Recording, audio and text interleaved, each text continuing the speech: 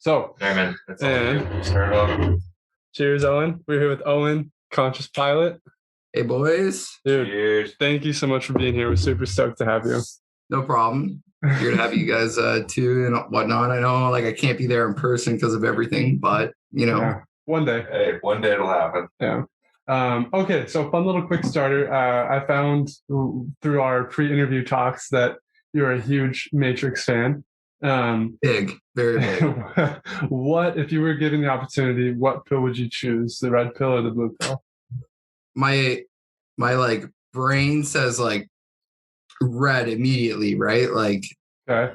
like I do believe red is like you go to the Matrix, right? Mm-hmm. Right? Like my brain immediately says like, fuck, I want to know the truth, right? Like I want to know what's going down. But like my soul and my heart and like my way my life is now, it's like stay where you kind of are. So like I used to be very adventurous and like spontaneous, like I was talking to you guys about, like just like boom, let's do this, right? Yeah. But like now, like the older I'm getting, I'm kind of like settled, but I don't like it, but I do at the same time. I'm like, it's nice. Like I just moved out. Hello everyone, new apartment. This is the work room, aka my studio. Work Well, room. haven't seen this yet. This is a world exclusive, I guess. It's my first, well, like technically it's my third studio ever. My first was like my bedroom and then like the basement where I really start to get into it. And then like this is the evolution. It's legit, man. It's a nice setup. Yeah, as you guys can see, I finally stuck these bad boys in water for 24 hours and then use 16 pounds in holding of command strips that Put those bitches on there. Yeah, I put way too big of command strips on there just to make sure they didn't fall off. So you like the consistency of life right now. So you don't know if you would take the jump and take the red pill because you like the... Yeah, but like I want to know the truth, right? I do. Like you can't spell Neo without my name backwards without the W, right? So it's kind of Right. I gotta take the red pill. And Your name's Conscious Pilate too. You want to be conscious of what's going on. I do, but then also like if everything's good, why change it, right? Like we just watched this new movie with Owen Wilson in it. It was on Amazon or something, and he decided to say like the simulation they made was shit. Mm-hmm. He was like in the ghettos and like it was rough. It was like hard and people got addicted to drugs and stuff. And his brain accepted that better than like the real world, which was happy and like futuristic. And people could walk around in holograms and like talk instead of FaceTiming. And they were like hot holograms and stuff. But his brain wanted to be stuck in the poopy world. He had a life there. He had all this stuff. Into our next question. On Twitter, you actually mentioned this next thing is going to be so good. You have the exact quote, but poop is going to come out of your asshole when you see what I'm working on. So what is it that you are working on? Because we want to know what is going to make the poop come out of our asshole. This new music, because like if you've listened to like Did You Know, Most Wanted, all this stuff, it's like I have like chill, cool vibes. And like my whole thing is like I'm a mix of like this really like down sampled heavy like bass, like dark sound, but it's like soothing. It's like love, but it's dark, right? So like you like it, you fuck with it, right? So it's like it's good that wise, and I love it. And then my new stuff is like heavy, like actually like where I wanted to be like 3 years ago.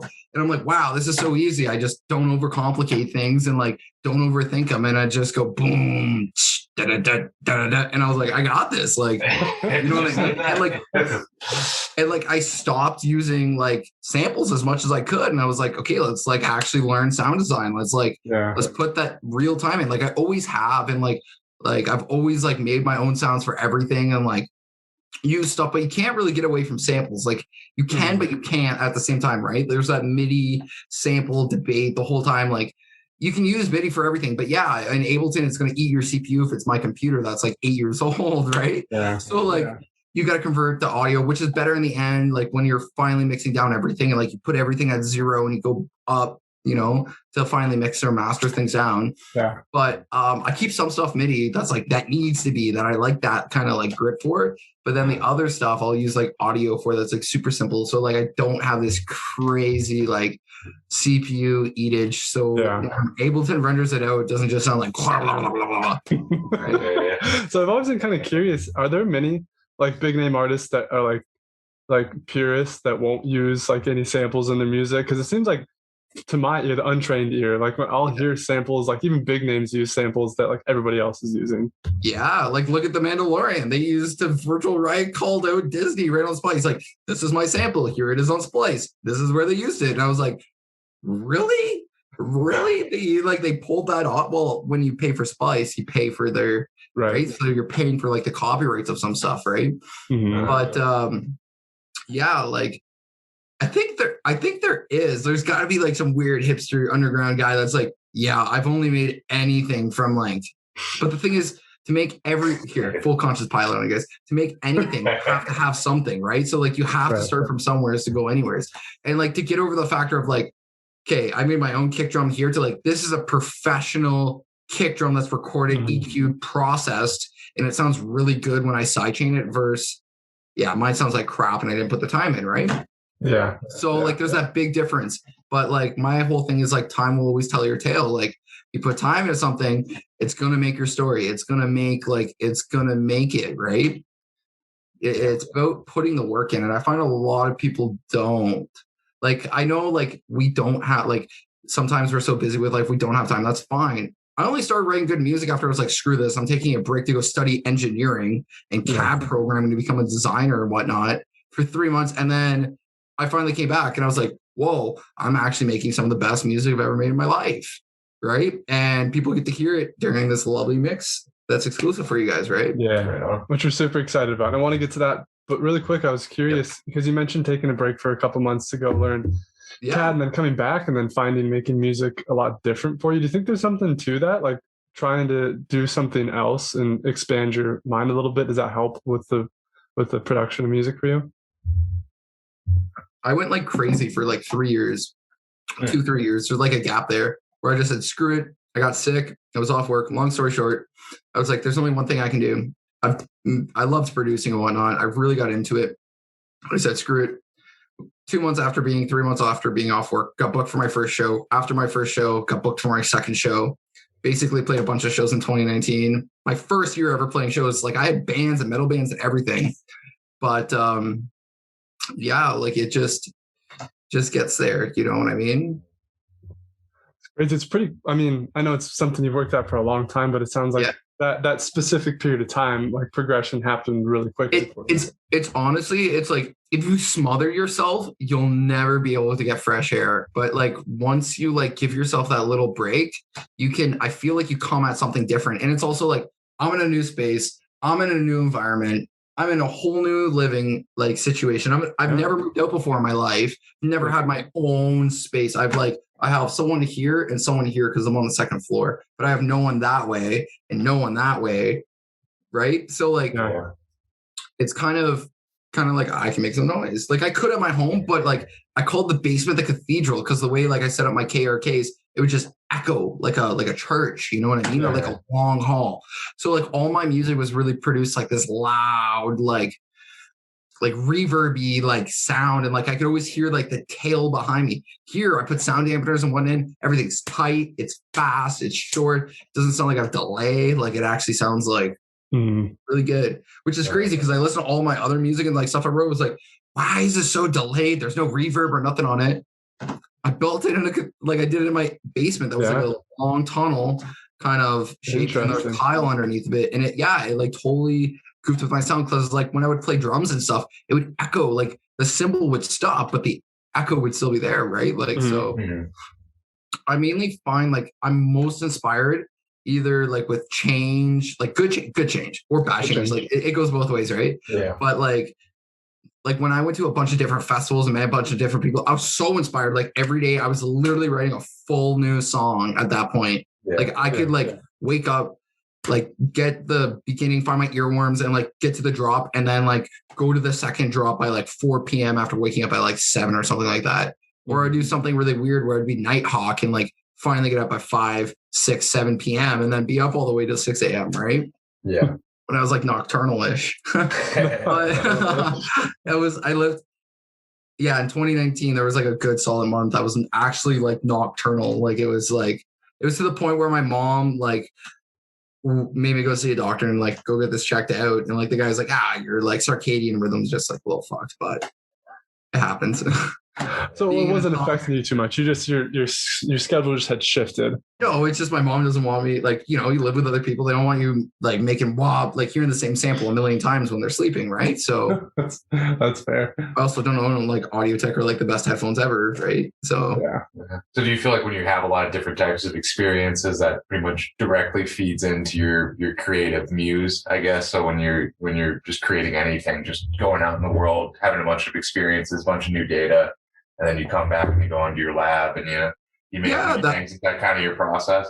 Yeah, that was just like, I would go to shows, okay? I would go to the after party, and like the after party is where I learned how to like really DJ and like get my foot in. And like, I always believe if you win the underground, you'll win the big guys. Cause I was like, how do these guys get here? Right? How do these guys get here? Awesome. And then I learned like people at after parties get all fucked up and stuff. And like, I didn't. And I was like, man, these guys don't care if I like make mess ups and mistakes. I was like, screw it. For hours, I would just stay up like practicing while everyone's doing whatever they're going to do. Right. Yeah. So, the cool place but then I would go home after my hour drive from Toronto to like Jordan, Ontario, and like go write music, like go like be like, oh, I heard like the sickest idea ever. It had like this cool like thing, and like go home and like try to either like replicate what I heard and like see how they did that, or like be like, wow, I got like this vibe, like this really grimy vibe, and like the guy didn't even know what like he like the atmosphere he was doing because he was just doing himself, right? Like that's him.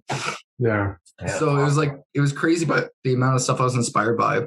A lot of locals too, like we're influencing each other and whatnot. And like I was being influenced by that stuff, but I was like, I'm going to put my taste on it. I'm going to do my own thing, because like everyone can copy each other and try to do something the same way. But like, I also have my own taste, right? Like I've always had everyone has their own taste in music, but I was like, let's do it myself. Right. Yeah, so, absolutely. Yeah. What does the word obsessed mean for you, Owen? Because when you talk about these long nights of staying at the after hours and mixing and then going straight home and producing music, like what does the word obsessed mean to you? Obsessed would be like, I chose a point in like where I was really into this, where I was like, I'm not going to date anyone. I'm not going to see any girls, which wasn't really like me, right? At that point, I'm not going to really date anyone. I'm not going to really see anyone. I really want to like focus on like myself at this point, because I was like really in like two serious relationships after high school, and I was like, man, my first like 3-4 years out of high school, I was really focused on working and like my partner, and I was like, I never really gave that time in between for me, and I kind of lost that in between each relationship. So I was like, you know what, this time I'm gonna like keep that thing for myself. So I always have like something, so I'm not giving the person all of me like I am, but I'm not losing myself in the process of that. It's something I'll have for the rest of my life. Because I realized a lot of my friends, they would get these girlfriends, not these girlfriends, but like they would date a person and then they would be like, they just stop making music. It'd be like, you can't just stop making music. Like for me, I'm like, you can't just stop. Like if I stop making music, after 30 days, my soul, well, not 30 days, probably be like a year, my soul would climb into a box and die, and I'd be a shell of a human. That's interesting. What tattoos would probably erase from my body, and like my hair would go back to normal. Like my ears would close up. I'd look normal. I'd eventually get like a nice like Versace t-shirt and like a fanny bag sideways, and like get the dad bod going. It's a slow progression, right? I got the chest hair for it, so you know. Do you think that's just a mentality difference, like going into a relationship with that mentality that you're not going to compromise on the thing, or do you think it's a relationship issue sometimes? Like sometimes the beauty of like, I know like we talked about this, but like the beauty of my relationship is like my girlfriend is like my test years, which is amazing. I've never had that before, right? I always had like this kind of thing. Like I don't shit where I eat. Like I wouldn't date people in the scene because I love it so much that why would I want to ruin that with like, oh, there's this person at the show and this drama and stuff. Right. But like me and Diana have known each other for years and years. And then like eventually some turns of events and whatnot, just to like brief it up, brought us together and whatnot. And I never like ever thought I'd be dating her, and like now I am, and I'm so happy. We have our own place, we have an apartment, like we live together. We've been together for almost 2 years and whatnot. So it's wonderful. Such a beautiful process. I always think it's so interesting when that happens to you, just friends, and you're like, you don't even think of dating them, and then just like you said, turn of events. Like the best thing I've always said, end up with this person, you know. Yeah, like for sure. The always best thing I've like said to people now at dating advice is like, you never know who your wife's gonna be. And they're like, what do you mean? He's like, you're not even married. I'm like, yeah, but you don't know who your old lady's going to be, man. That's like kicking your ass in the end of the day. Like I found someone that like really like I listen to, and they put me in line, and I'm like, all right, they want the best for me, right? They're not trying to like take advantage of me, or like, that's a lot of things I like found and stuff with relationships. And I was like, you know what? It's either these people or like the environment of the people. I need to like either really recheck that, or like just wait. Like, she's out there. I know she's out there. And boom, bada bing, my beautiful Diana was in my life this whole entire time. Bada boom, Sometimes bada bing. they're so enclosed in front of your face, you can't even see them. You gotta stay away and look at the picture, right? Like, you gotta step away from things to look back. And I've realized that too. Like, sometimes I'll write a song or like be in a project file, like goofing around with some stuff. And I'll be like, okay, bye, close, save, come back tomorrow. Because I know if I stay there too long, I'm either going to ruin it, I'm going to make the best thing ever, or I'm going to like just destroy what I've accomplished, right? Yeah.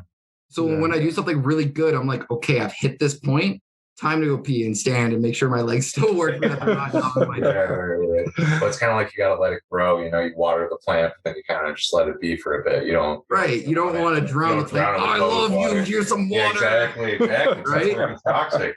Or when you're, creating maybe a piece, in your world, you're creating a piece of music. Like, just beating it with a hammer is not going to create the thing that's in your head and in your heart. Exactly. That's why we have sand hammers, right? So yeah, exactly. Yeah. Exactly, right? You'd mentioned something. I don't know if you want to share it. I thought it was really cool, really beautiful that you use a specific sound from your girlfriend in all of your tracks. Are you willing to talk about that, or? Yeah, it's up to you if you want to mention it. Yeah, I thought it was cool. Like, you use a sound of her like breathing, right? And so like this is where the real interview is about to get personal. So like, I have a thing that could eventually become Myers disease. So I have vertigo. So it's neurological vertigo. It's about the fluid in my ears, and like I can't do roller coasters. Flying's like iffy and stuff. Eventually, I hope I grow out of it. Myers disease is a big loophole. It can go into like sound, hearing, and loss coming in and out, which can affect it. And like it gets to the point sometimes for some people, and I'm not sure of Myers disease, but with vertigo, where they can become like not paralyzed, but like they're not able to walk because it's too much, right? It's like doing somersaults underwater and not being able to find up is the best way I've been able to explain it to people. Okay. So like, my mom taught me as a kid to like follow her breathing, to like meditatively back into it. And I use breathing in all of my music, literally almost every single one of my songs. Like, you won't even notice it because it's so human to the natural ear, like with risers and like with cymbals and stuff. But like, I did this recording session where I just had my girlfriend like just go, and like she was just being a jokester and stuff, and like say like a bunch of different stuff. And over the last years, I've picked this 5-minute session of her talking and like all this stuff. And like, I've done some crazy things. Like, I literally made a song called Diana Dubstep, where the whole thing is only from this one recording session. I made drums, kicks, snare, hi-hat, everything from like all of like either everything I hit in the room, like I was hitting stuff, or like out of her breath and like her talking, which was really cool. I came up with like this weird, like early 2015, like Jack U vibe with her vocals. That was like really, really weird stuff. But like, it sounded cool. Yeah. But like, I use her breath as like my watermark in all of my stuff. And like, she does my Conscious Pilate thing too. So like with VIPs and like all that stuff, she's my most definite watermark. That's so cool. I think that's awesome. You gotta own your stuff somehow. And she's cool with it. She loves it. She'll hear live. She'll be like, "That's me, guys. That's fucking me. You hear me up there?" And then by the time she does that, it's like over. So it's sick. But she loves it to pieces because she knows how much it means to me, right? So yeah, that's so cool. Yeah, that's awesome. That's like pure artistry too. Yeah. I feel like like that whole process you just explained is just like, I think that's just like pure artistry at that point too. You gotta have a heart, right? Like, I have a really big heart, and it's got taken advantage of multiple times, right? But like, you have to. If something doesn't have a heart and a soul in it, it feels dead. Like, I'll listen to some people's music, I'll be like, okay, your track's a banger, but I didn't feel anything from it. Like, I didn't feel like, you know what? Like, you wrote a banger, it's sick. I'm doing machine gun fingers here, and you got me like doing some bobbles, but like, I don't feel your soul. I felt like AI just wrote that. Like, Elon Musk's computer just wrote that. Like, it just, But some people also don't know. They don't come, like, some producers, they'll be really good, but they don't come from the music world, but they'll produce like some of the best tracks ever, right? So it's that diversity. Like, I find the guys that play instruments that came from like the music world and like doing actual sound recordings or like playing an orchestra and stuff like that, they have something like what I find I have, and which is I'm really good at fucking atmosphere. Like I'm good at giving a vibe in a set, but like the drop, I've like always been like weak on, or I don't know how to pull it out. And now that's like, damn, like I got all the really hard stuff and people are really good at drops. So like when I would collab or like work with people, that's why I haven't had any of my collabs come out, because I'm like, okay, because like people would know this drop is yours and like I gave my 2 cents on it, right? Yeah. It's just one of those things, right? Yeah. When I'm finally ready to do collabs and put them out, I'm gonna be like, wow, this is half of him and half a Conscious Pilate. And like people would know. No, you know for what I mean? sure. Like that's my thing, is where it, like I've always talked about this with anyone I've ever like collabed with.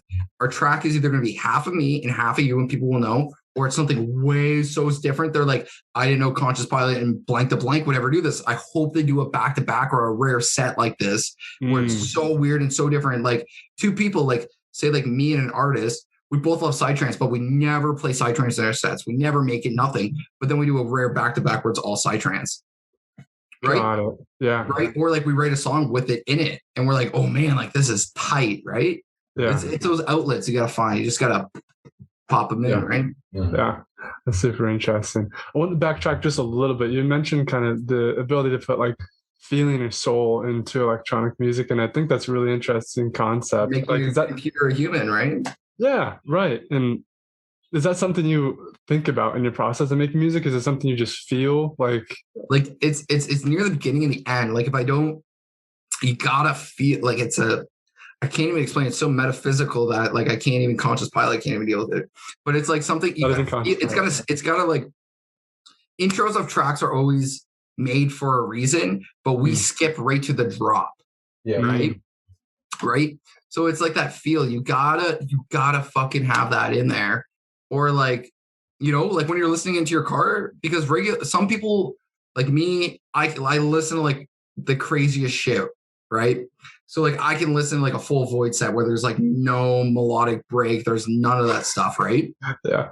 Or I can listen to like a whole Millennium set where it's all melodic dips and there's like all that feel and stuff, which is like atmospheric stuff, right? Mm-hmm. So it's depending between the two, but like if you don't have that, I find like even something like Void, like I find like he has great atmosphere and it like sucks you in, like even though they're like little loops and stuff before the beginning of the drops, because like he has so many songs, it's just like it hits at a level, right? You just have to be like, okay, like the drop hasn't played, but now you've caught my attention. Yeah. Right. Mm-hmm. So those earworms and that fucking like ear candy and things actually called, like producers watching this or like hearing this would know, like artifacts, like quote unquote artifacts, right? It's that stuff that always gets me. Like I will love a song for its artifacts, but hate the drop.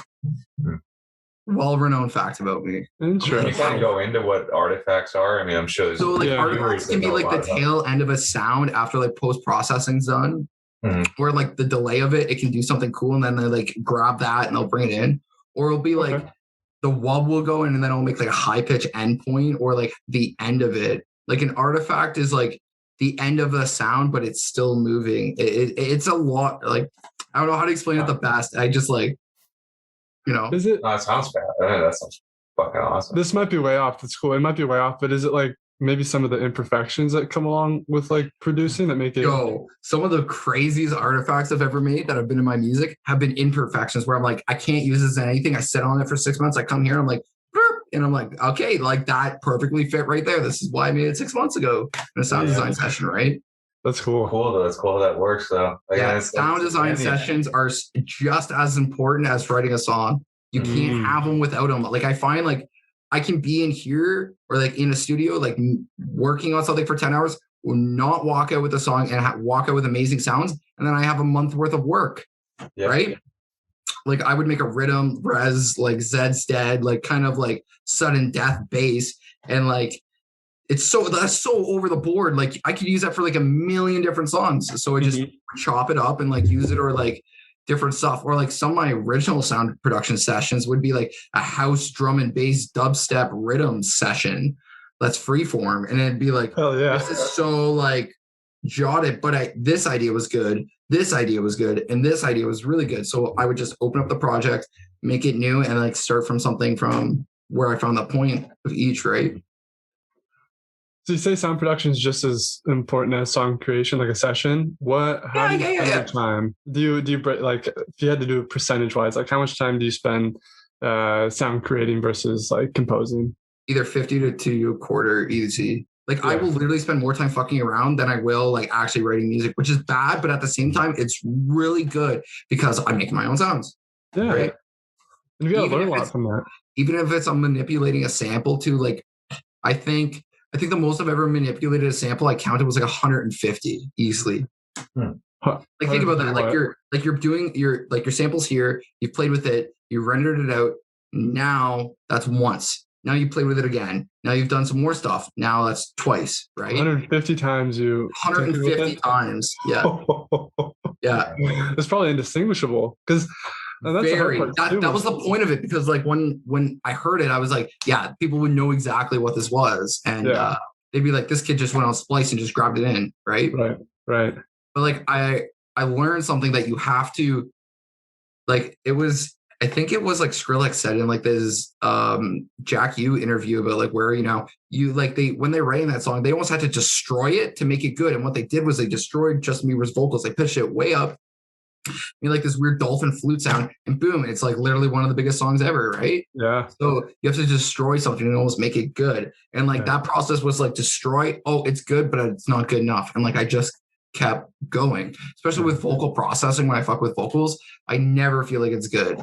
Like I literally feel like there is some actual just of vocal engineers out there where they just, they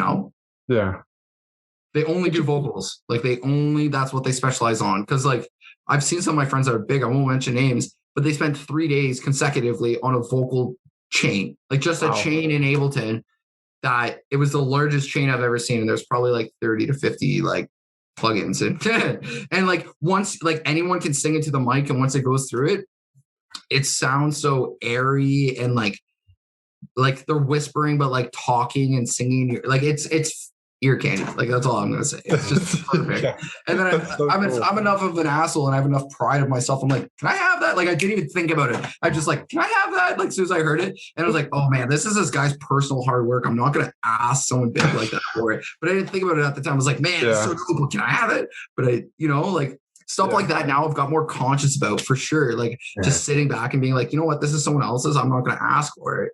Like when I'll hear a really good ID from like even a local or some of my friends, I'll be like, you know what, this is his. Cause like if someone just came and ripped one of my IDs out of the mix that's coming here, I'd be more pissed if you ripped it than just didn't have the audacity to ask me for it. Cause if you asked me for it, boom, here it is. I wouldn't even think about it.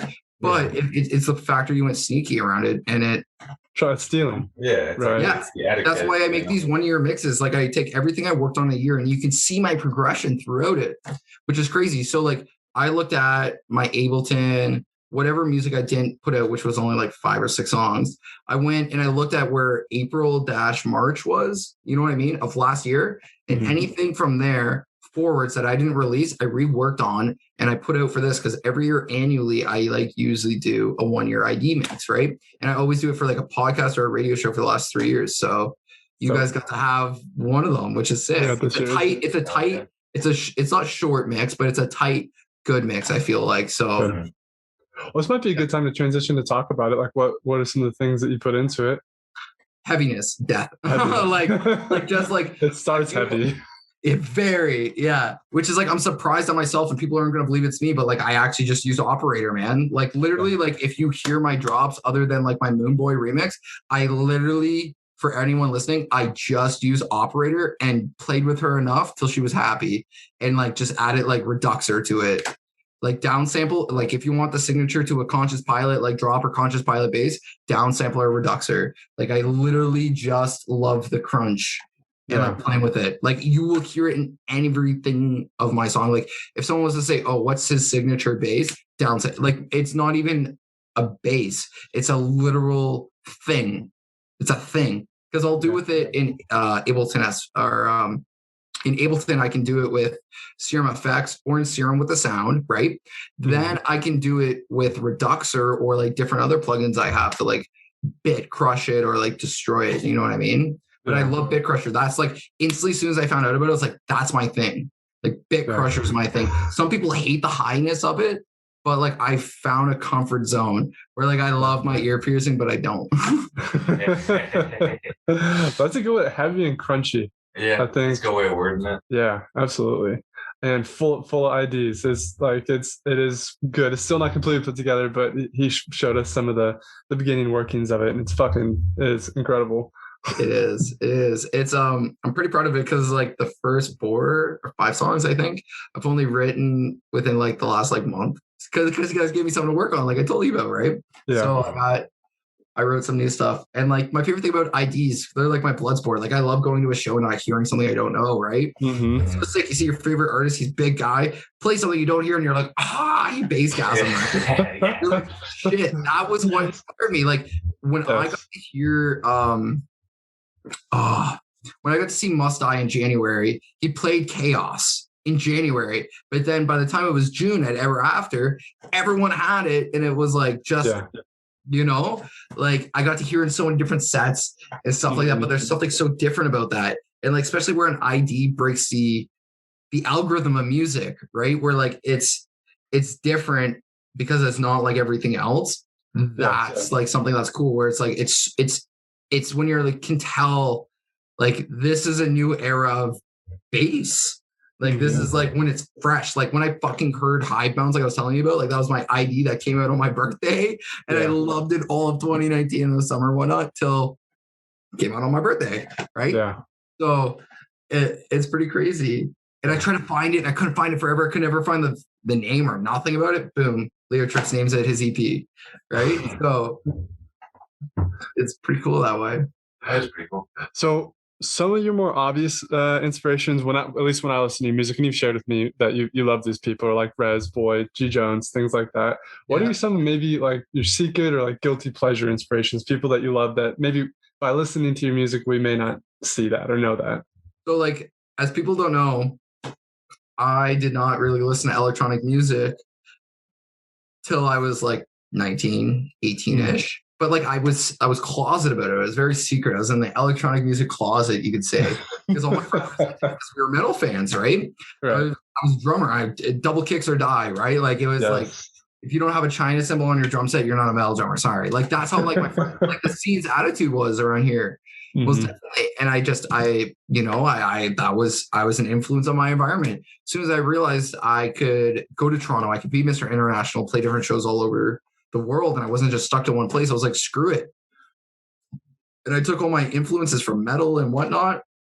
Like great example, I heard Temptations on the radio today by Tea Party, and I was like, man, like that's where that like autumn, like not autumn, but like Amen break came from, and like it's good, and it's like mid-tempo, and it's like where it is. And I was like, man, like I like that's where I found that mid-tempo kind of like when I first started making music, that vibe from. Like it was such a good track, like a lot of people don't know about them, but like it's classic, right? It came out in the 90s. But like I grew up listening to like a lot of like alternative and like rock music. Like I listen to like now, like when I'm in my car, I'll either listen to like it's like my phone, which is like dubstep or electronic music, or it's like 97.7, which is like rock, which is kind of like all over the place, or it's like 102.1, like The Edge, which is kind of like alternative and like newer-ish music. But I felt like when I got out of like playing live music, the market was dead. I felt the market was dead, and like not like they were saying this is new music by blank and blank, but this was off their album from 4 years ago, and it finally just got in rotation. I don't know if that's the whole media market and how it's all working, and like I'm trying to figure that out. But like they were making a dead song new that I already loved. I was like, man, I liked that song 2 years ago. And now I'm stuck a bit. Now it's like a big song. And I'm like, I liked something before it was big and it sucked, right? So it's just, I felt like the market wasn't like a lot of people weren't being constantly as new as they were. And like, I made the shift at a good time, I feel like. But I also feel like I made the shift at a time before people did and when everyone did. So it was kind of, like I still play drums here and there. You know what I mean? Like I still do that stuff, but like I can't hear because they're not here with me like every day and stuff. But at the same time, I feel like most definitely like when people produce with me, they're like, "Oh, drums are so hard." I'm like, like I got it, like right, like I don't take advantage of till now until like I finally start realizing like, oh man, I can do some like my drum patterns and all my new stuff. Dude, like even you heard it, you're like, man, your drums are funky, like they're like fresh, right? So that's an interesting concept you brought up, though. I want to kind of jump back to like the idea, and I don't know if this is just perception, but it seems like with EDM or electronic music, everything is a lot more like current. Like like an artist released a song or an album, you know about it the day of. Like you're waiting up until the moment to listen to that mix or listen to the album or whatever. And if like I've caught myself doing this before too, like if a song's like 2 or 3 years old, I refer to it as old. Whereas it doesn't seem like the case. But if you listen to dubstep from 2 or 3 years ago, like I have something, like I just looked, it's 5,100 songs. So it's 5,100 songs for anyone like trying to think about it that I've collected in the last 3 years, having Record Box or Serato, right? Okay. And I've looked at like the first stuff I downloaded and I was like, this wasn't dubstep, you know, like this doesn't sound like, sounds like old dubstep. And I'm like, man, I've only been doing this for like 3 to 5 years, really. Like this is old. And I was like, wow, listening to how much the progression of just like, I feel like people have influenced each other. And then since COVID, like I feel like it's worked out to 2 benefits. It's sacrificed some people's creativity because they were so influenced by shows and the environment around me, like I was. But then at the same time, some people are isolated at home and they have the time to work on stuff, right? Like they have time to make gold. And when they pop that one out, you're like, damn, like this is so worth them staying home and not touring and seeing them show. Like they made something great and genuine, right? Because they had the time to put it in, right? Yeah, absolutely. It's a weird dynamic, right? It's very weird how like the whole COVID and those shows and everything, it's a weird dynamics. Like the whole politics of it, I'm not going to talk about it because it's just like, I don't want to be hated or whatnot of it. But like right now, if it was my perspective and I had my old attitude, my only options are Florida and Texas. And I would have to either move or go there and fly and then wait 2 weeks in between. And then like all that, like I'll do the live stream. I'll do the live stream till shit gets normal. Like I'll keep relevant. That's why I kind of took a break from everything too, just to like make sure like it's not there, you know, like I don't feel like I have to push myself and not be safe, but at the same time I'm like working on music, which is what I should be doing. Like I'm more of a producer than a DJ. The only reason I learned how to DJ is because I produced, right? Otherwise I would do a whole Ableton live session and like, you know, like, but showing up with 8 midis and being like, hi, I'm Flume, like, let's do this all the right way. And the sound guy's going to look at you and be like, we don't have time. Drop your USB and let's go. You only have an hour, right? Like, I'm also not too either. So So you've mentioned, I don't know if it was when we were recording or not, but you mentioned how much you like the States, and I don't even think we mentioned you're from Canada. So I am Ontario. Yes. Would you ever think about moving to the States? Have you thought about moving to the States? Not in times of COVID, but like generally speaking. My girlfriend, one of my mentors that was like really big, mentioned to me that I should move to the States, and I was going to and going to go to LA and like go to Icon, and like I had all that stuff lined up that I was going to go do that, and then how expensive it was going to be, and like taking out like a $50,000 US loan compared to Canadian, and like Icon for just like move just in general, like would be like the loan I have to take. It was like 50 when I talked to like a bank advisor and whatnot. So like consider even moving to the States, getting a card, being prepared to not work for 2 years, going to school and paying for it, and like having to wait that time because I can't work. Right. Or having to do it illegally, which is not what I would want to do. Right. Or get a work visa, even though I'm going to school for a school visa. Like it's right. Tour and play shows and go to school every day. It's very hard to do that unless it's online, right? What is nice, it seems like the infrastructure has been laid because of COVID. Like we've kind of been forced to. Like the whole live stream section of electronic music seems like it's really nice for. Like we talked about, like Pascal is pulling off like some of that top level stuff. Like when he did the like Sudden Death Presents Void, and like with the IO set when they did like the Sphere, like that was amazing, right? Or like when he was pulling out like these festival live sets, like these live events all weekend, and it was like literally real stuff and it wasn't all rendered. Or like another great example, Excision built Subsidia. Like something like that you can't top. Like how can you top someone building a computer generated world that's interactive that this person can be in? Or like Second Sky did too, right? Or how can you top Pascal using actual event stuff like environments and making these environments during it instead of just like what? Like I love watching a really good person just at a computer with a crappy camera like home, and like they're killing it, and like the audio is like half-assed and whatnot, but then I also love the production value of it because it's proof that you don't have to be in a live environment to see this. Because like for me, I listen to dubstep 24/7 or electronic music 24/7. I don't have to be messed up. I don't have to be Friday night out with the boys or like partying and whatnot, which usually majority of people have to be, right? Right. So it's a very different dynamic. Like it's been appealed, and like Pascal even proved it, right? He's like just chilling here, vibing out, you know, having a good time, and I hope you guys are enjoying like watching it and stuff. And I'm like, man, I wonder how many people at home are just like, no, it's a Friday night. Instead of watching a movie, they're watching this, you know. It's no different. They would be at a show either way, right? Well, opened up whole new ways for, you know, venues for EDM. I feel like the live sets, especially after COVID, just it almost was like a revolution, I think, in entertainment for electric dance music. You know, just for sure. And like you get to see like, one thing I did like was all the sound guys and whatnot, they still had work. Like they still had work for some stuff, like Pascal kept them busy, or like all over the world, different stuff, like people doing on top of famous buildings or like areas or like in front of the pyramids or like crazy, like love that. Like, oh, live streams, like everyone's doing it, but like how can I beat that? And like that competition factor, like I believe without competition, there's not good thing. Like I don't like competition, but at the same time, I'm like, if there's not that drive of everyone being the same and doing the same shit, there's not going to be like someone like me or someone else that's doing something different peek right through the center, right? Yeah. And it's another way to express yourself instead of just the music. You have another outlet. Very, very too, right? Because music's only audio, right?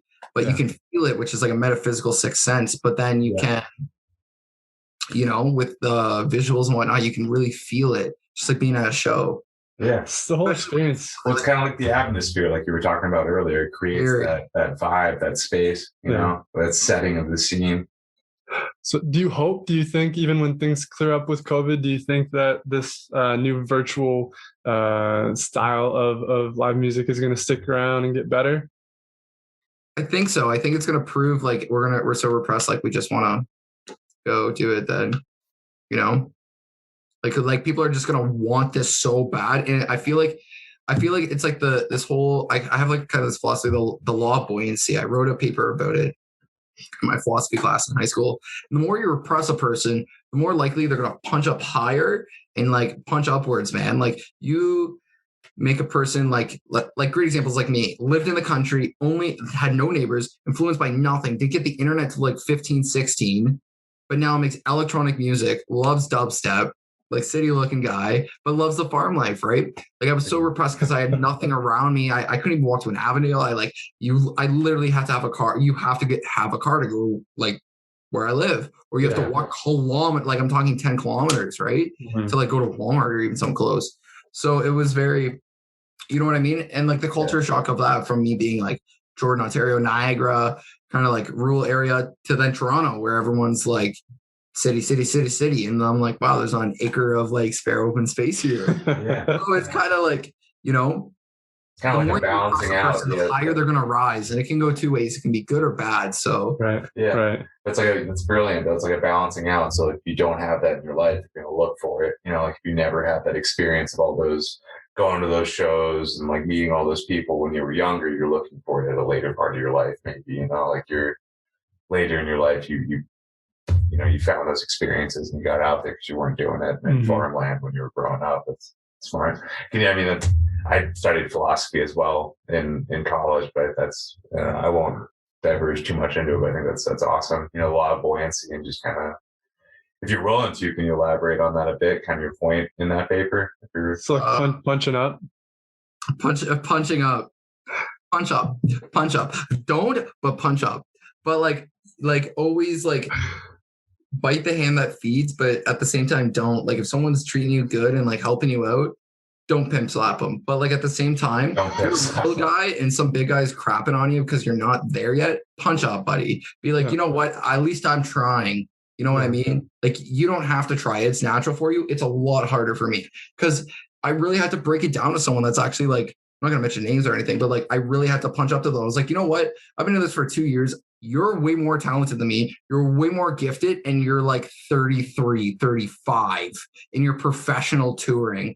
I'm sorry that I'm just like doing this full time, 12 hours a day, off work and like you went to the most prestigious sound music school in the world for producers that like every single big producer came out of, and I am not, right? And I'm only learning from you. So whatever you're teaching me right now, and like when I'm learning on my own is my only influence, but you had like the most famous people right now that are at the top as your peers and co-peers, and you didn't take advantage of that. So that's on you. But like you taking that out on me and being big is like a whole nother dimension, right? Mm-hmm. Yeah. But I think it's beautiful that there is, seems like, and correct me if you think I'm wrong, but there is space in music production, electronic music for people that may not have those type of opportunities even to go to iconic things like that. Because your story kind of in a similar way reminds me of Virtual Riot, how he kind of grew up in the country. And dude, the guy literally played on a church orchestra, like how do I explain, like organ, a full church organ, which is very expensive, which is millions of dollars, like when they're actually hand built, like every single brass pipe. And like that's talent, and like it's a double key, like 2 keyboards, and like that's so complex, like just for someone's young, like super young to even grab that, it's amazing, right? Yeah.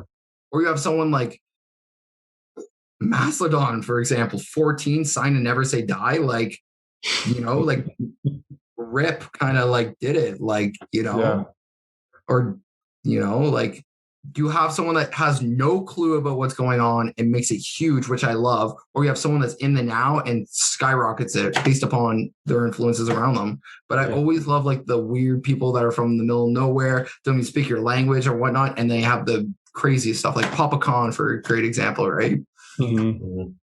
Or like someone like I've worked with before, like Nosphere, like people not from anywhere around me, not have the same influence environment wise, you know what I mean, like culture, whatnot, but we have the same influence culturally, music wise, right? Which brings us together, which is like my whole thing on like music, like why I really didn't have words in a lot of my stuff was like music's a universal language, which by EDM can be generalized, and like these guys can play all over the world because sounds speak differently than words. Words have a meaning, but a sound that has a meaning and a feeling, but it's universal. It's like a language that speaks to one, you know what I mean? Yeah.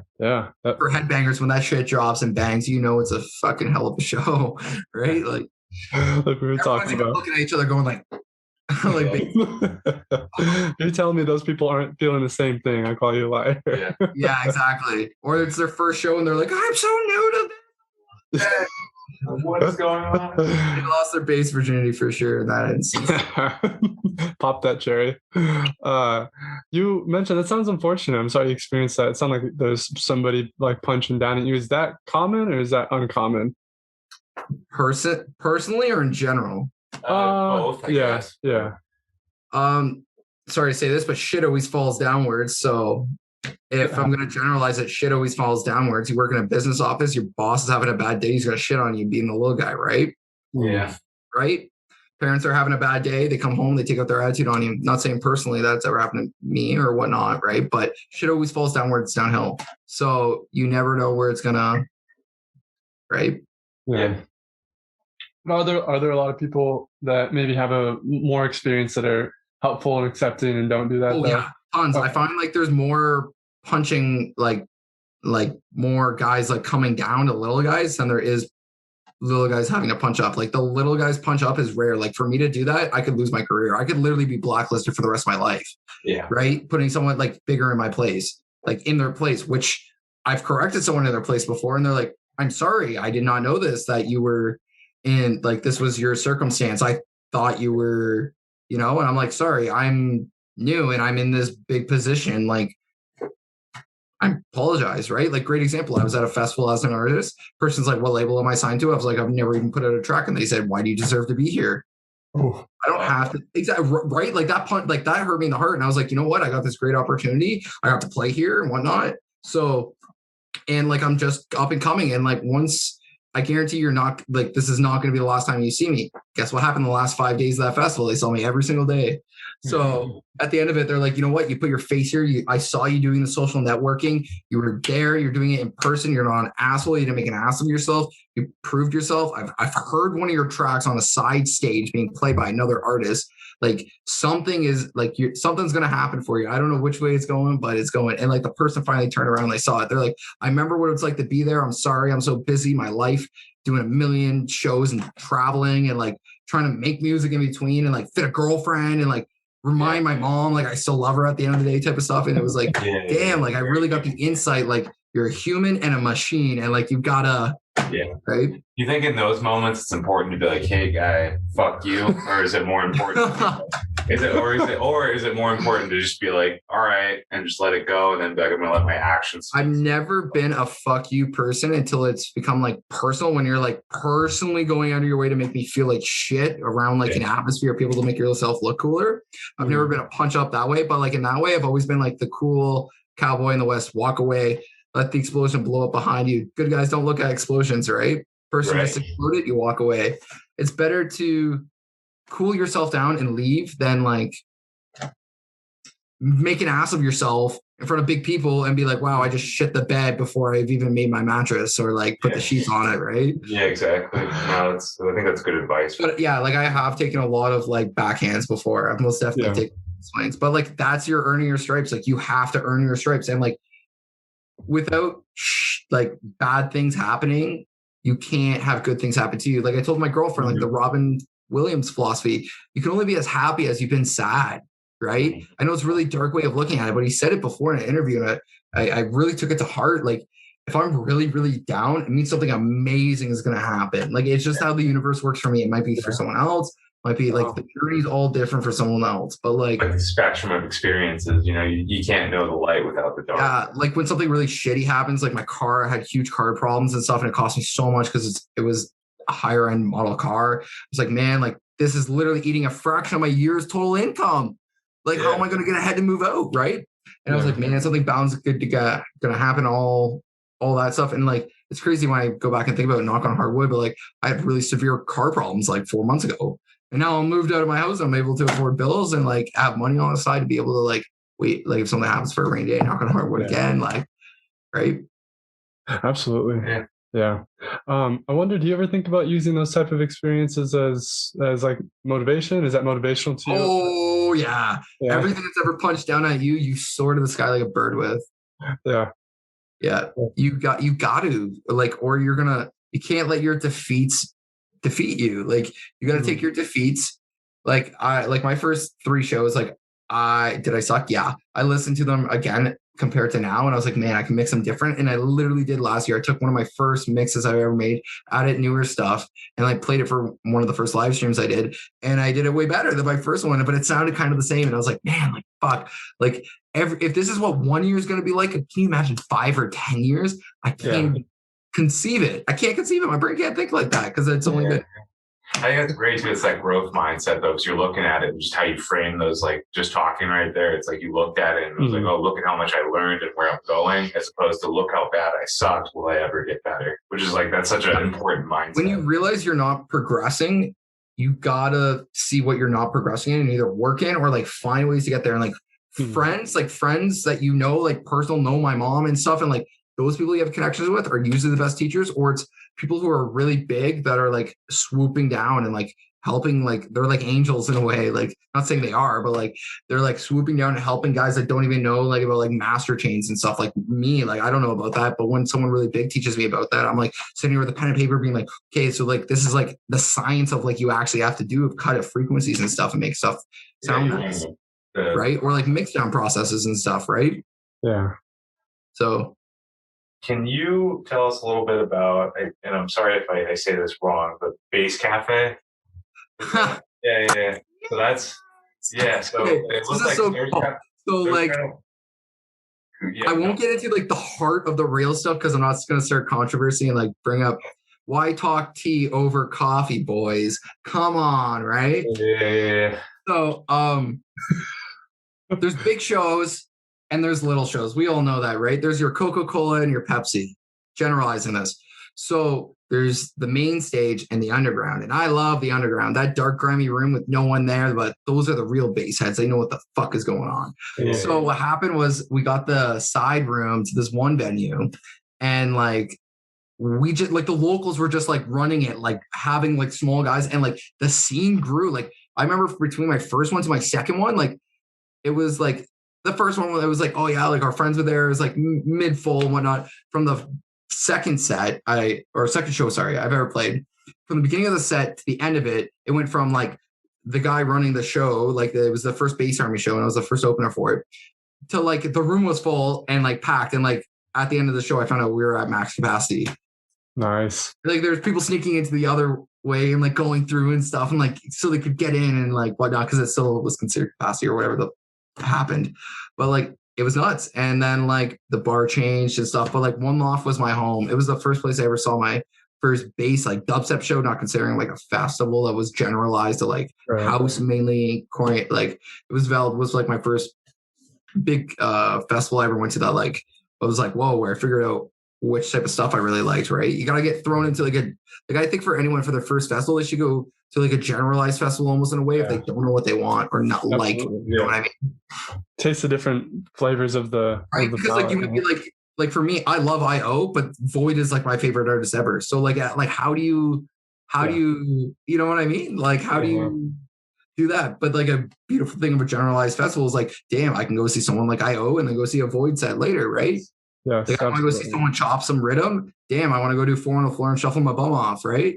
So it's good that way. Or you're like, man, I just want to hear some good UK bass and like maybe some UK bass house or like UK drum and bass. You know what I mean? Like jump up stuff. But then you want to go, you know, I'm sick of like hearing something's that fast. I want to go hear like a Wook set and like just chill out, then vibe out, get some water, eat, and then go back and give it. Machine Gun Fingers, I love them. We were talking earlier and you kind of described the bass community as like a family of sorts. So yeah, and I completely see that and I completely agree. But I think it's interesting that music can kind of in a way invoke us to have those type of like deep community like feelings with other people. What do you think it is about music that like allows that to happen? Like the family vibes? Mm-hmm. It's a connection of like we are two different people. We may have different religions, different skin, like everything that people are judging each other for now these days. Yeah. But we have one thing in common, and that separates everything. And it doesn't matter. Like for me, like I don't care who, like I'm not saying like me being mean, like I don't care who you are, your sex preference, anything, like what you love, or like love is love at the end of the day. And like I love bass music, you love bass music.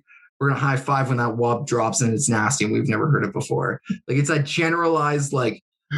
We put our differences between each other. It's where Wall Street brokers and like people who are barely making it by can like have that generalized like in society. Because I as I'm getting older and realizing people are basing who they hang out with and everything off of like, oh, you went to school. I never went to school. Like all this stuff, like your career and all that. And that's how important it is to them that you know, and it is a fraction of your life. It should be important to you. But like you got to have something that generalizes you at the end of the day. Like you got to have something that makes you a human. Because if, you know, we're all human. We all breathe the same COVID air. Like I said to you, we all breathe the same air. We put our underwear on the same. We put our clothes on the same. Like we're all human, you know, like there's things that make us different though. But like when a lot of the world now is breaking that. I mean, I feel like we're so connected with media, but we're so divided at the same time. It breaks my heart. It's like, I can call someone from across the world and FaceTime them in 2 seconds, but we can't figure out international world problems. But like, that's a whole different thing that like, I'm not even on that level of like yet. Right. Yeah. So that was beautifully put. That was really well put. Something that breaks past all those bullshit barriers. And it's just like, this is something we all can get behind. Look at us. You guys are in like Tucson, right? Yeah. I'm in Niagara, Ontario. And if it wasn't for the internet, we wouldn't even know our souls existed. Right? Yeah. Yep. It's a trip. It's a huge trip. Fucking awesome. This is like, a big. Sorry. It blows your mind that way. No, sorry. It blows your mind that way, right? Like, yeah. Like I would have had to been like 30 years ago. I would have had to been like a massive touring artist to, even if you guys had a radio station, even like be found out about. Like I would have to be like signed to like a massive, you know, label for that to all happen, or have like amazing gatekeeping managers that sometimes it happens, which I'm glad like I finally decided like who I want to help manage me and like management wise and that type of stuff. And like I sat on the person confronted me and I sat on the idea for a while and I was like, you know what? This guy has the best mindset, the best mentality for me. He has the heart. He has the gold. He's not going to gatekeep me. He's not going to, you know, and like some of the managers I have met are, you know, the gatekeepers of Hades. They're the gatekeepers of hell. And they're like, you know what? I could make you a huge star, but yeah, like, right. Like I'm more focused on this thing and like it happens. It's time and place per person. But at the same time, you can't. It's fucked up. You know?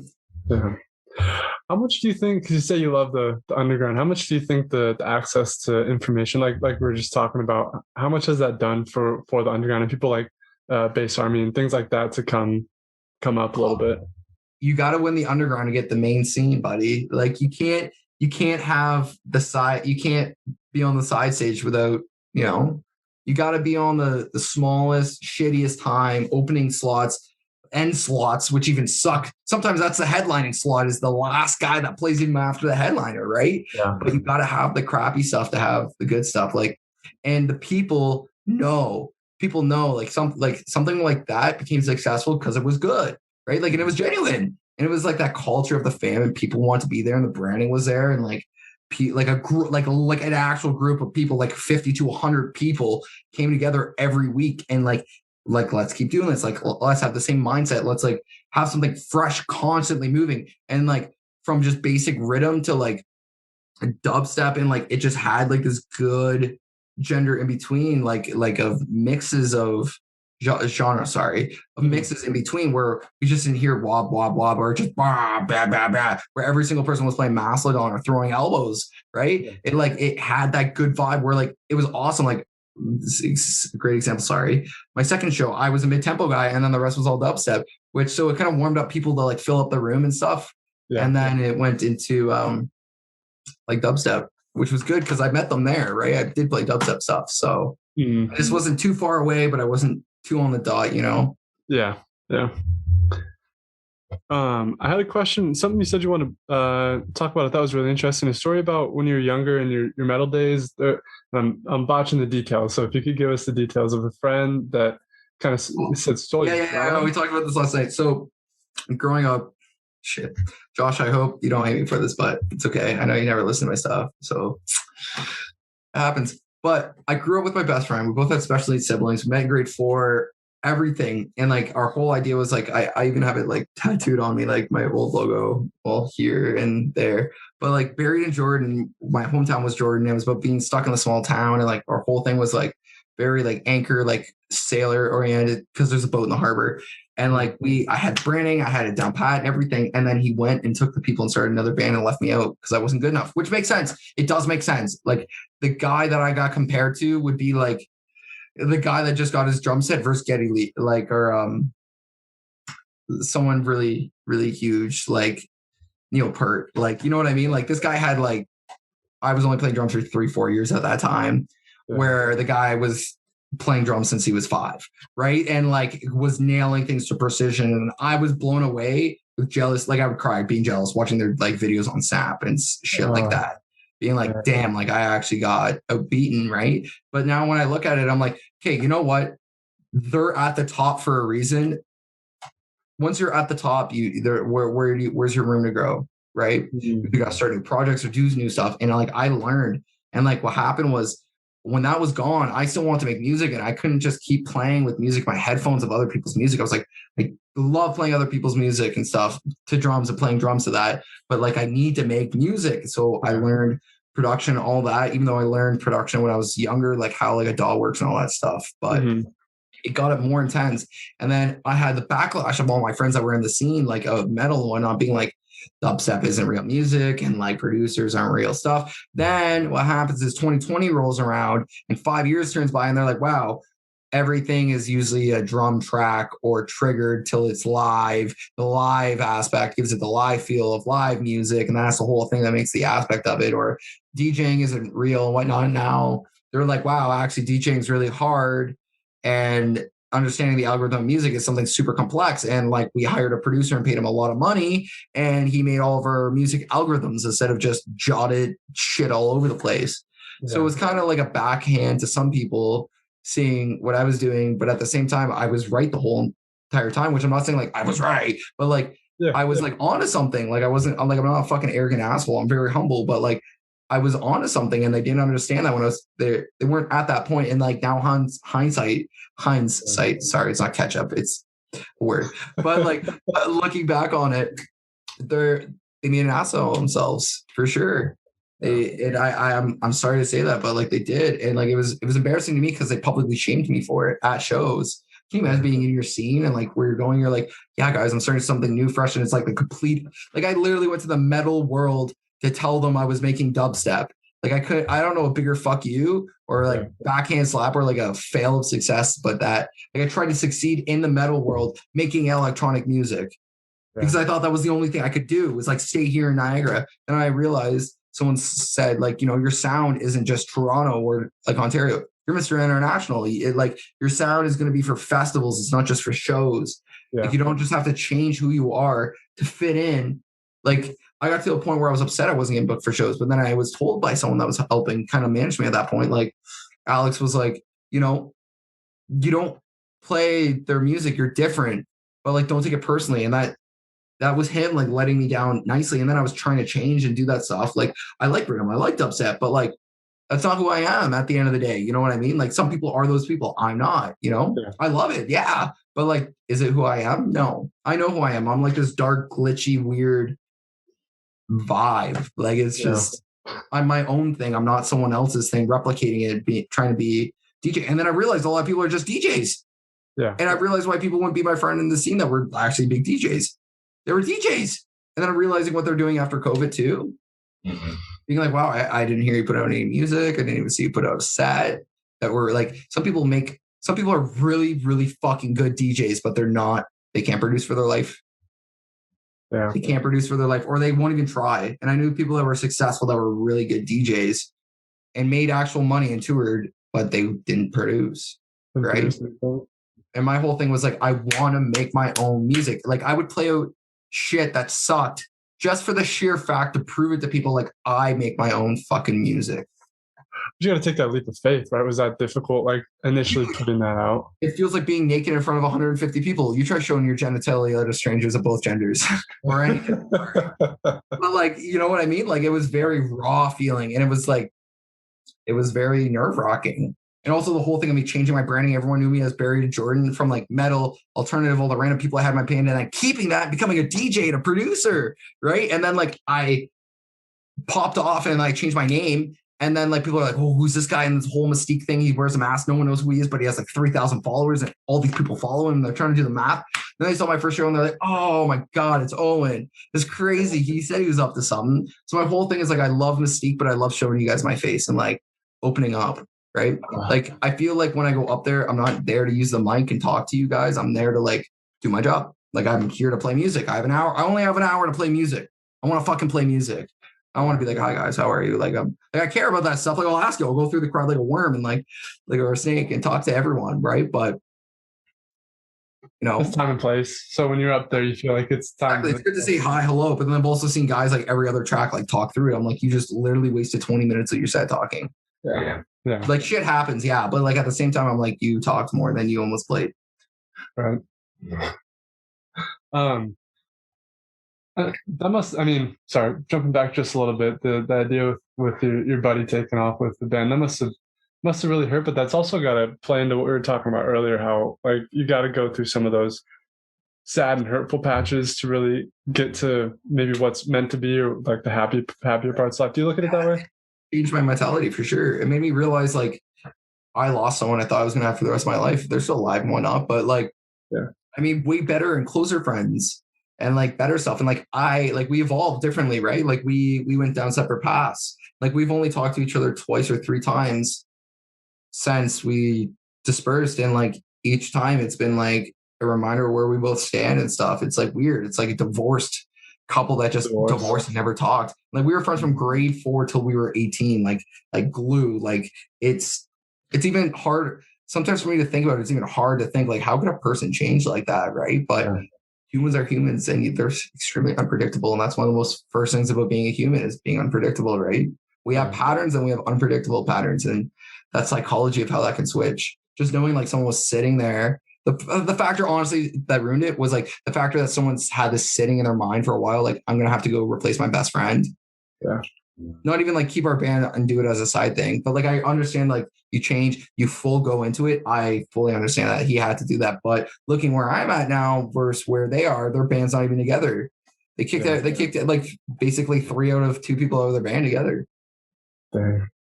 I know. And resume. So I thought it'd be fun just for the sake of like rapid fire questions, trying something new. So I have a couple questions that I can shoot at you, and you just fire it back right off the top of your head. You got it? Yep. Okay. So, how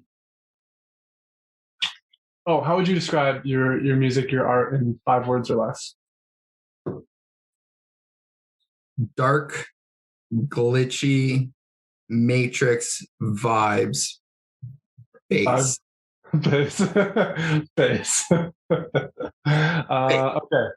Bass. Are we in a simulation? I need the answer. Elon Musk, one of the smartest humans alive, I do believe, said we're more likely to be in a simulation than not. So 50-50 on that, because how could we have technology not progress, which has happened, and we're progressing in technology? Food for thought. Food for thought. Yeah, buddy. I see you. You're like, my wheels are turning. You just got full conscious pee-peed. Welcome to the. That's his nickname, is Conscious Pilate. Yeah, like my friends will call it me it and whatnot, but like I'll like hide. Like, I've learned, like, when I was working with company on like doing like lessons and stuff, he calls his stuff comp, like KOMP. So like it's like my name is actually a moniker. It's not fucking this. I like did the whole Prince thing, and like it's the logo because it's like a hacker glitchy, like cool, like, wow, he doesn't have a name, he has a symbol. That's fucking dope. But it's so hard for branding. That's so good. So eventually, once it gets there, it's gonna become branding, my fucking name, and people will recognize it, and it'll like people will be like, oh, do you know that X dash like thingy? And like people will be like, oh, that's Conscious Pilate, right? Because they'll know the name before they. Smart. You know, smart, yeah. Because a symbol speaks louder than words, right? Yeah. So, but yeah.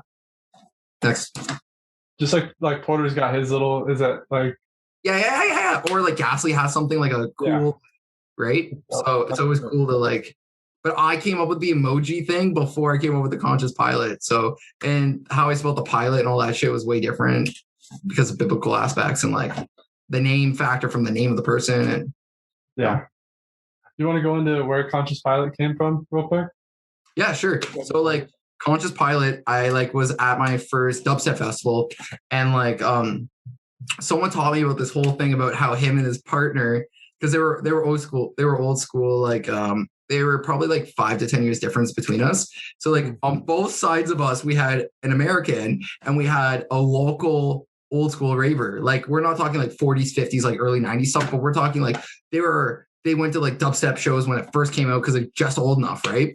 Yeah. So like we were going there, and he's like, whenever we like drop and stuff like that, like one's on co-pilot and the other one's the pilot, like kind of the captain thing. And me and my girlfriend play that. Like when the other one says you're the captain to the other one, means the other one's kind of like either drunk or like whatnot, right? And he's like, you give me this vibe that you're like a really conscious pilot of your soul, and like just the timing and everything. I was like, Conscious Pilate, and then I was like, but what if I spell it like Pontius Pilate? And this person was a philosophy student that was in the military. And he's like, you're kidding me. And I was like, yeah, because yeah. Anyways. And he's like, that's so smart. And I was like, you know why I would do that, right? And he's like, why? And he's like, I was like, because Conscious Pilate was banned by God.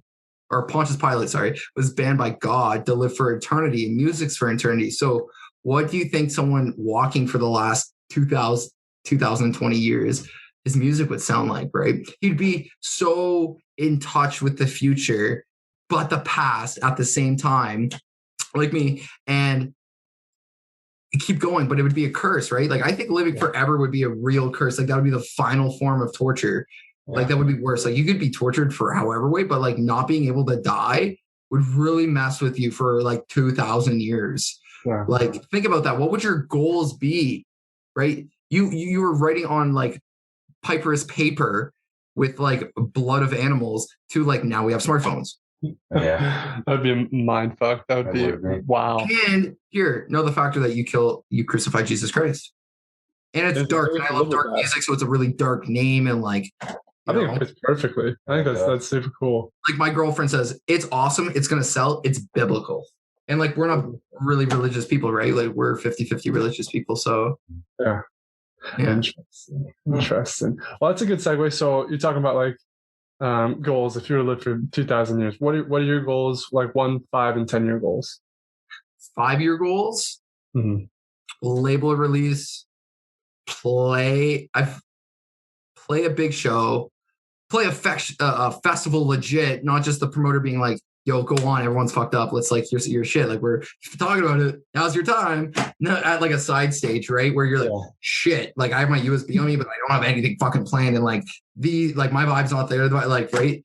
10-year goal, international, some shit. I have to take a fucking flight to go to you and play and like have people be like, shit, I know your music. And I'm like, I'm from Niagara, Ontario, and you're from Dallas, Texas, or some crazy, you know what I mean? Yeah. Or like go to Taiwan or like Indonesia or like Australia and then be like, yo, what's up? And I'm like, I can't believe I made this music alone in a room. Like, that's my whole factor is like, I've been alone in this room and now you guys get to hear it. And I get to hear it on a $100,000 plus system because I only have 2 KRKs. Well, they're newer KRKs, which are really good. But anyways, and you guys know my shit, which is always like the surprising factor that when I've talked to DJs about that stuff is like, or like big people, they're like, it's so crazy. Like people know my stuff and I'm not even in their lane. Like, so exciting. It's so exciting. So, okay. Is there, would you say there's a message behind your music? Do you want there to be a message behind your music? For sure. My first song I ever put out, Did You Know, was about like my girlfriend not knowing how much I loved her. And the whole thing is like, I wrote the song in the bass and sub, which you usually don't do, but freeform guys do because like it's good on sound systems. And that's why freeform music's better, like in a festival environment. Unless you have like a 20 hertz system that goes all the way down to 0 hertz. And like it's a, $80,000 speaker system with like a VJ and AJ, like an audio engineer and a visual engineer to like prepare the system and actually make it work for your music.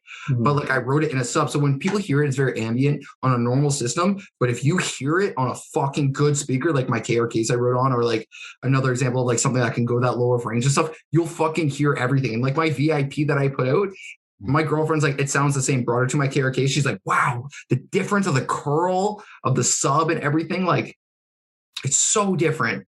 And like I can tell it's like slight, but yeah, like I don't know where to go from there. You're good. Perfect. Kind of just on the tangents mode. You're good. All right. So last question. What's your favorite memory that you have associated with music? Oh, I asked for a deep cut that's going to make me stump. And you got me a stump. You got me a tree cut off. A redwood from California. From the woods cut, 100 years old. Oh, can I do more than one? Pushing about, yeah, of course. I know. Just kidding. The first 2 songs I remember hearing were "We Will Rock You" and "Are One More Time" by Daft Punk, and I was 2 years old when it happened. Yeah, because that's when "One More Time" came out. And I remember hearing it like in my mom's old van where we were hearing it. And she remembers the exact moment. Because she said, it was one of the first times you glue as a child. Like as a fucking child. She's like, it was one of the first times you ever glowed up. And and she's like, that was one of the moments I knew you loved music. Because I played her the song. I was like, do you remember this song? She's like, oh my God, you glue up as a child every time you heard this song. And I was like, I remember this location, this exact restaurant that burnt down in my hometown that's no longer there, hasn't been there for like 15 years. And like we listened to it, she's like, oh my God, I remember that. You glue up as a child for the first time. And I remember that. And I almost cried. And I was like, wow. That's so insane, cool. right? Or like another great memory would be like, I was on the big stage at a festival, invited, and I was behind someone. And like this feeling in my gut being like, they wanted me here. Like that's like I got that step. No fucking gatekeepers, no bullshit. Me being me, 110% me being myself, not fake shit or hiding who I am. Like I was real and I fucking got there. Yeah. And I did that. Like, but my favorite thing about that festival that I was at, like Valhalla, I slept with the people. I slept with Gen Pop. I could have slept in VIP. I slept with Gen Pop. I slept 2 kilometers away from the stage. It was a 15 to 20 minute 30 walk to go hang out with someone. Yeah. In the middle of fucking nowhere in Quebec. Kind of like general admission. Yes. One of us. The guys in there, and I'm like, oh my god, they're out here just because like they got like the people have drugs and shit. They're fucking partying. Then there's this thing called the Renegade stage where like literally these French guys are like, oh, we just brought the generator and the CDJs. I'm like, you're fucking mad, yo. And they brought like this Circus Olay tent and set it all up, and like me playing there, and then like mixing and like being like, okay, it's like 4 o'clock in the morning, like not that many people are going to be around, and then looking up and being like, wow, there's 350 people inside of here. This is one of the largest shows I've ever played in my life. The guy goes on there, he's like, this is Conscious Pilate, and this is one of his largest shows he's ever played. Can we get a fucking hiya? And they're like, hiya! It's so fucking great. Or like me going back to back with one of my buddies there, and he's like, holy fuck, we're doing the boom da, da, da, da vibes. I'm like, I know. And then the like a French guy comes up, he's like, it's called tarap bass. It's French bass. It's French dubstep. And I was like, all right. Okay. All right. The festival, the guys that brought it in was like this boom, dun, dun, dun, dun, like this fucking Mastodon, like Nosphere vibe was like our fucking dubstep. And then like we had the riddim too. But like it was like it was that time when I realized like I came back and like me and Diana just started seeing each other. I was like, I know what's next. And she's like, what do you mean? I'm like, and it's not riddim. Because like we would go to riddim shows and like it's so bored just hearing the same thing. But like it's always the chopping that interested me with riddim, or like the modulations, like the different shit. But like it was most definitely riddim is the live aspect I love of it. Like that fucking just like they're going and like their energy, and then they pull up something and they look at their buddy while they're mixing. They're like, oh fuck. And you're like, yeah, that guy knows he just pulled something up his ass on the spot and it's magic like Walt Disney. Yeah. Oh, it's awesome. All right. So what are we getting ourselves into with this mix, with your coffee break mix? What are we looking at here, man? Expect everything and don't expect anything at the same time. Open mind, open soul, open heart. But prepared to get like fucked in the beginning. Machine gun fingers are getting pulled out. Full blast. Yeah, and I hope you guys like color bass for one track. But like the rest, it's like heavy. It's like heavy, and then like I pull out like my older weird stuff. Kind of like you can tell it's not the quality. Like everyone will love it, but like you could tell we're like, oh my god, this is new. Versus like, oh wow, that was a year ago. And like that's an example I was talking to you about, right? Yeah. Cool. Very excited for the track. I'm very appreciative that you took the time to hang out with us, man. And like none of those are actually released. Only some of them are, but they're VIPs or they're fucking like VIPs. Like I literally went and like redid the project file and made VIPs to put them in this, or I worked on them more and made them sound better so you guys could hear them. Dope. Right on. All right, man. Hey, before we let you go, what's the best place for people to find you? People to Conscious Pilate music, and like the pilot spelled like, oh sorry, wrong side, this way. And like I'm literally I paid for it and did it right, so you can literally Google me. Like you could actually Google me and like they like right, yeah. So everything's there. It's out front. It's all cool. It's all there. Instagram, Facebook. I used to use Instagram a lot because I find like that's where like when I was starting to do stuff, like a lot of DJs were posting videos and like music and like dropping it there. But like SoundCloud too, for sure. I'm on Spotify. I'm on every single streaming service, I do believe. You can buy my music on like iTunes Music. Oh, listen to me on Apple Music. You can listen to me anywhere. You can literally DM me if you hear one of these songs in the thing and you love it so much that you need to hear it on repeat 12 hours a day. I will probably give it to you because I know that feeling where it's, you know, that's my thing. Like everyone says like I'm like treats me like I'm big, but like I'm really still I'm still one of us. And I always will be. And like, if I ever do get like big or bigger, I still want to keep that attitude. Like, I don't want the cockiness. Like, I hate it. I hate the cockiness or arrogant. Like, I'm better than you because I did this. And because I know that you've only done this because I've watched you. Right. Yeah. But like, I love the human vibe of one of us. Because those people are the people that fucking love the rave. Like they actually love, I hate using that word, but they love the rave. They love to go and party, and it's crazy. One of the people I know that's the most dubstep knowledge people is not a producer, is not a female, and is not a male either, and is a female, and she knows how to sauce the wubs, machine gun fingers, and knows the vibe in the beat before it happens. And she's like, she could literally be like a great DJ. Shout out Smashly Ashley, one of the first people I've ever met at a show. in Toronto. And like, she knows her shit, man. She knows her shit for sure. And like, she's great at it. But like I said, she's not one of those three things, but she probably could, you know? Yeah. So it's very surprising that wise. Yeah. Just in general with music, you know, you never know who's going to know more than you are, right? Right. It's a good mindset to have, I think. Very good. And you got to have open mindsets too. Yeah. Open mindsets, open doors. Unless those people kicked you while you're down, then just don't be an asshole. Make sure you don't make the same mistake twice. Always learn from your mistakes. Right. Or improve. Or keep making the same mistakes until they become amazing. And then you become a really famous DJ and tour all over the world because you made a bad mistake in the music and people loved it. Cool. Well, that's a great note to end. Yeah. Make mistakes. Destroy your sessions. Ruin your files. And crank your master to +6. It makes you the best producer ever. Destroy everything. That's the inside scoop from Owen from Conscious Pilate. Yeah, me in the beginning, my advice I gave to myself, destroy everything. Make it sound like complete shit. So then when I actually did something great, the expectation levels were up, right? So like every time I'd show my friends, I would bug them constantly every week with like new music and stuff. And they're like, they wouldn't hear it. But then like I stopped and they were wondering. And then like 3 months later, I showed them something. They're like, this is not you. You ripped off a project file. You like fucking did this. I was like, come here. You really don't believe me? Come to my computer, come to my house and come see. They fucking did. And they're like, wow, you literally made shit out of a sine wave and downsampled it. Or operator. Good shit. Good shit. Well, sir, cheers. Last advice I was going to give for producers listening. Stock plugins are the best. Even the greatest swear by it, like sudden death. Operator's amazing. Put an ARP on that shit. Downsample it. That's me. There's my sound production session tutorial.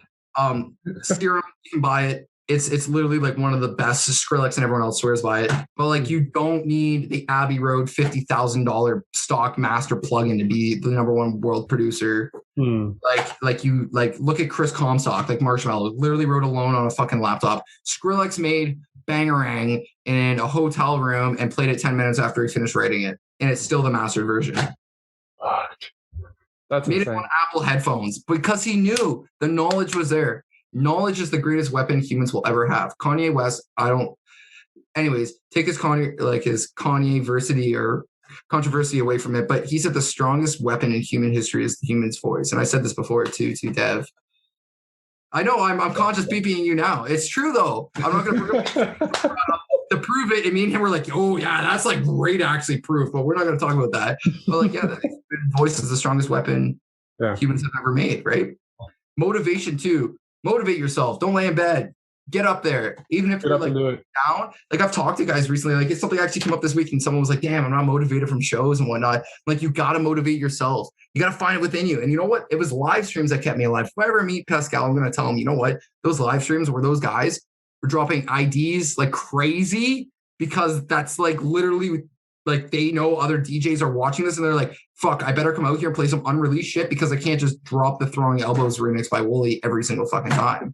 Like, you know what I mean? Like, or just play Behemoth, right? Like great songs, but like I have to do something fucking different. And that's one good thing that I think I've came out of this whole thing. I'm not saying it was a good thing or a bad thing, and I'm not trying to cancel myself here, but like one of the good things is people had the realization they didn't have to play the same songs in every set that they've always played and whatnot. They can do different things, be weird, and be themselves, and there's a fucking market for it. Finally. And it has to be near the end of the world. Yeah, unfortunately. But that is... Wear your mask, drink water, don't do drugs, stay in school. If you don't like school, leave it. Make sure you save yourself the money, but make sure it's what you want. Fucking rules for life. Rules for life. With Conscious Pilate. You heard it here. Not your daily alphabets, kids. These guys are amazing. I recommend everyone listen to every single one of their things. I was hooked after hearing my buddy Dan Paper Skies do them. I literally have chatted with like Dev over there for like yesterday was 240 minutes. So and the day before was kind of like that too. Buddy here who wants to be known as Buddy. Buddy. That everyone knows as Jack. Jack. I have just met him for the first time. Great guy. Appreciate it. Great guy. Amazing. You guys are awesome. I literally would come out and like go to a show with you guys. Like you guys one are of these days. Well, We yeah, can make it it's happen. bound to happen. Or Yeah. I come to you or you come to me, either one. Yeah. Hey, Or I we got meet somewhere in the middle for a festival. I know. Oh, that'd be great. That'd be totally worth it. Our girlfriends would be down. I think Lost Lands is like legit, like in the middle of us, to be honest with you. No way. What? That's crazy. Yeah, I was supposed to go this year.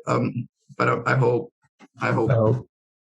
Hopes and prayers, brother. We really appreciate you. I hope we have you on when you have. I appreciate you guys. I haven't had much to do this year. Like, this is my first thing this year. You guys got the first the ID mix of last year mixed with this year so far. Yes, which is an honor. Thank you so much for that. No worries. I get, like I said, I give it to a radio or a podcast, whichever one does the interview, because like it gives the depth and everything. Otherwise, if I just put out like my voltage volume 1 or 2, I'm not big enough to do that, right? So true. And don't forget, in 5-10 years when you're headlining and shit, we want you back on the podcast. Yes. Is that fair? I will come back every year and come talk to you guys and just be like, let's compare things and like. Fucking amazing. That'd be awesome. Great. That'd be really cool.